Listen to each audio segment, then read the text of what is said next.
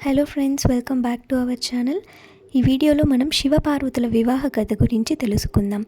పురాణాలలో చెప్పబడిన మహత్తరమైన కథలలో ఒకటి శివపార్వతుల వివాహ కథ. హిమవంతుడు అనే పర్వతరాజుకు మేనక అనే భార్య. వీరికి పార్వతీదేవి జన్మించారు. చిన్ననాటి నుండి పార్వతీదేవి శివుని భక్తురాలిగా ఉండేది. ఒకసారి తారకాసురుడు అనే రాక్షసుడు భూమిపై దుష్టకార్యాలు చేస్తూ దేవతలను బాధించసాగాడు. ఆ రాక్షసుని వధ చేయగల శక్తి గలవాడు శివుని కుమారుడు మాత్రమే అని బ్రహ్మదేవుడు ప్రకటించాడు. అందుకే దేవతలు పార్వతీదేవిని శివునికి కలిపి వివాహం జరగాలని కోరుకున్నారు.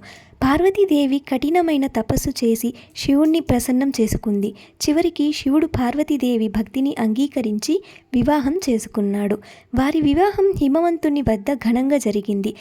అన్ని దేవతలు ఋషులు వచ్చి ఆ మహా కళ్యాణాన్ని దర్శించారు.